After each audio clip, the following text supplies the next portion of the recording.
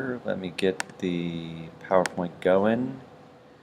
Slideshow, play from start, and boom, there we go. So John Adams' presidency. I've started a timer on myself, so Ben Kozak will keep track and keep it under 15 minutes, hopefully. Where are we? I did this on Friday in the classes, but we're in Unit 3, The Young Nation. We're still figuring things out. Hamilton's financial plans, the birth of parties, Washington's second term, Adams' presidency, then we'll talk about Jefferson's, and the Marshall Court, and the Monroe Doctrine. That's the whole unit of figuring things out. We, of course, are right here, John Adams' presidency. Here's an outline of what we're going to talk about. That's John Adams himself. I'll give you a little background on the man, his election.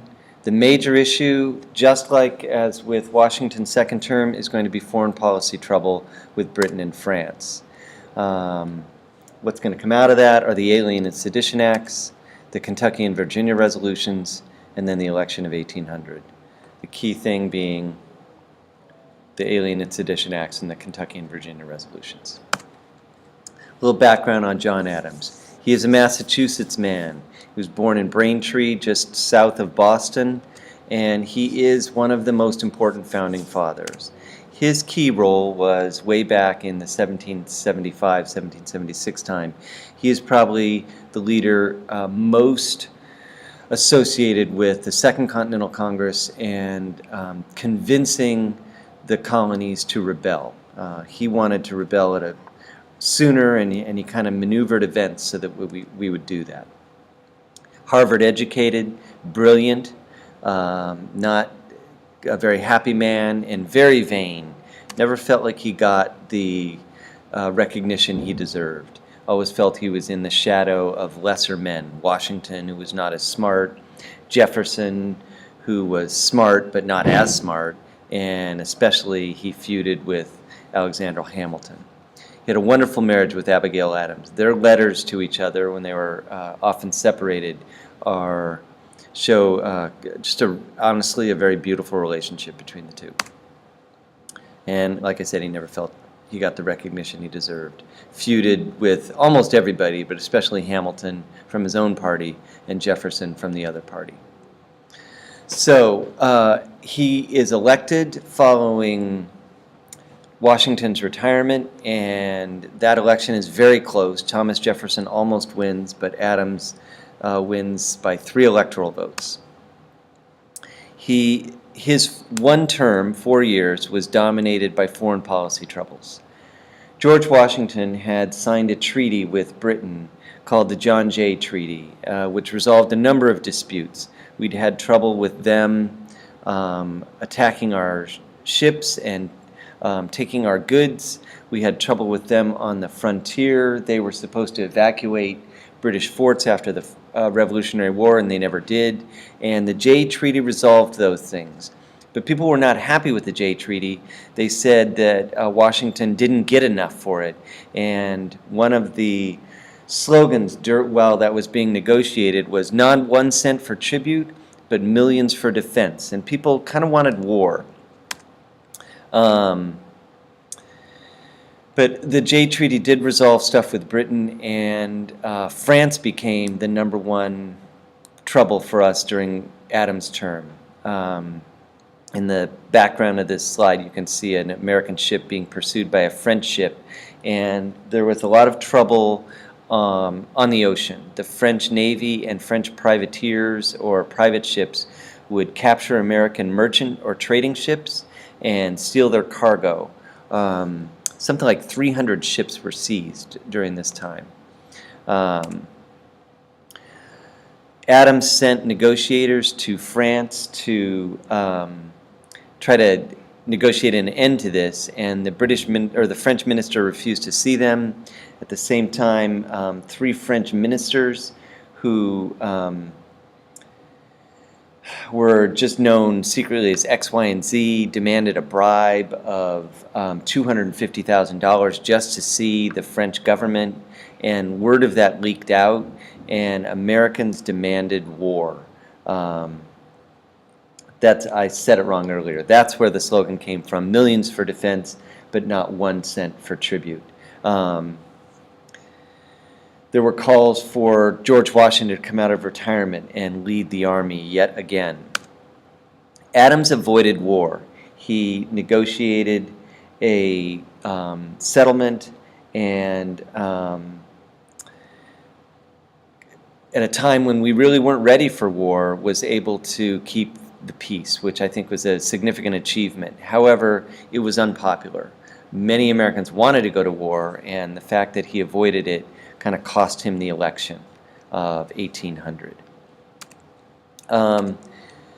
During this quasi-war, it was called, from 1798 to 1800, Congress was actually controlled by the Federalists, and they passed several important laws, including the Alien and Sedition Acts. The Alien Acts increased the length of time that it took for an immigrant to become a citizen from 5 years to 14. It also gave the president unlimited power to imprison or deport foreigners if he thought they were a threat to the country. So that was based on, he just needed to decide them whether they were a threat or not. Does that seem constitutional to you?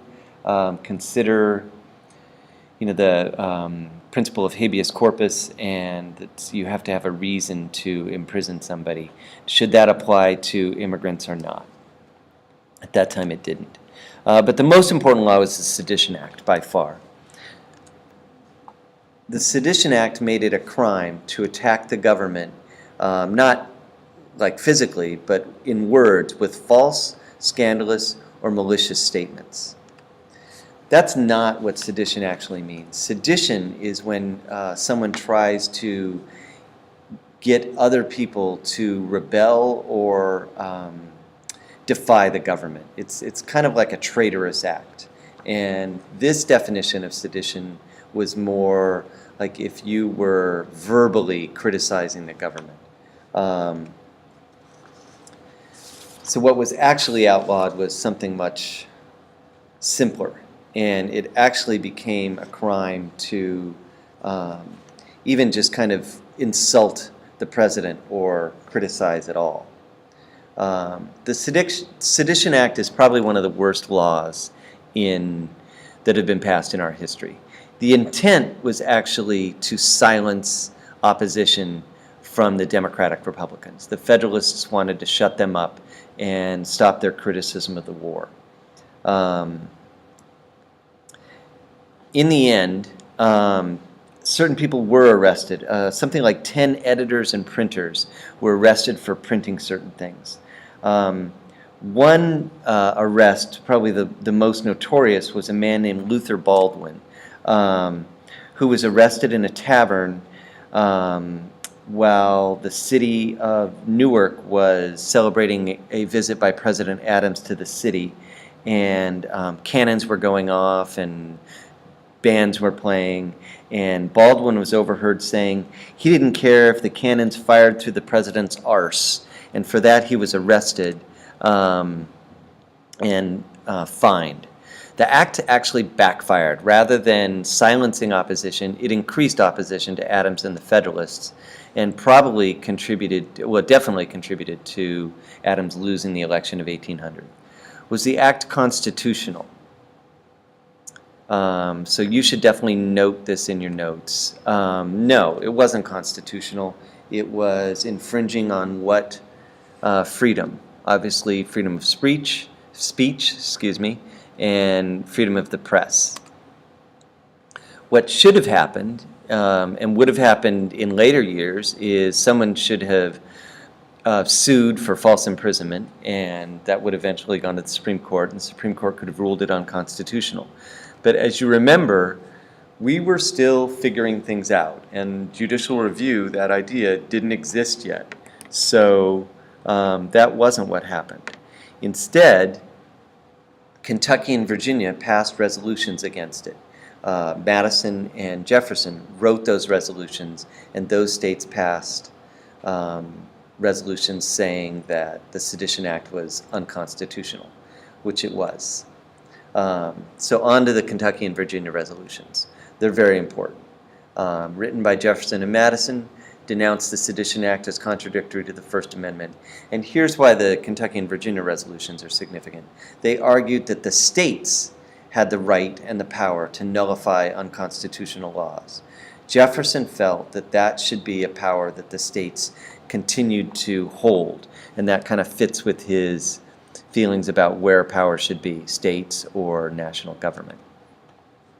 This is a confusing point, and it's important. Remember the title of the section of the unit. It is Figuring Things Out. So at this point, in 1800, it wasn't clear who had the final say on the Constitution. It would only develop later that it was going to be the Supreme Court. And the nullification idea, that states could nullify laws, actually continues to be argued and promoted, especially by southern states, all the way until the Civil War. So this is honestly one of the most important ideas of the 1790 to 1860 period, the idea that a state could nullify a law. It turns out that that isn't true, but that was an open question, and if the South had won the Civil War, it would have become law. There's Virginia, there's Kentucky. Okay, we're almost done here. After the Alien and Sedition Acts, you have the election of 1800. It is Jefferson versus Adams again in a rematch. The campaign is very bitter. Not directly between the two candidates. They did not campaign, but between their supporters. Some have called it the dirtiest election in history. Lots of slander and distortions. Here are some choice insults. This is what Adams said about Alexander Hamilton, actually, who was involved in the election behind the scenes. That bastard brat of a Scottish peddler, his ambitious, his restlessness, and all his grandiose schemes come, I'm convinced, from a superabundance of secretions which he could not find enough whores to absorb. I apologize for that. Adams on Thomas Jefferson, his soul is poisoned with ambition. Another quote from Adams on Jefferson. A mean-spirited, low-lived fellow, the son of a half-breed Indian squaw, sired by a Virginia mulatto father. On the other, here is an Adams supporter saying, if Jefferson is elected, we would see our wives and daughters the victims of legal prostitution. If Jefferson is elected, a Connecticut newspaper argued that murder, robbery, rape, adultery, and incest will openly be taught and practiced. Meanwhile, Jefferson fought back against Adams, called him blind, bald, crippled, toothless man who is a hideous, hermaphroditic character with neither the force or fitness of a man nor the gentleness and sensibility of a woman. So that was a common insult against Adams, that he was a hermaphrodite. Final vote, Jefferson wins 73 to 65.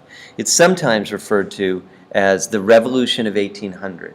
The transfer of power from Adams to Jefferson was seen as the first in modern history. What was so unusual about it? When you come in on Monday, see if you can answer that question. And that is the end of our lecture. Look at that, Ben. I kept it under 13 minutes. Congratulations.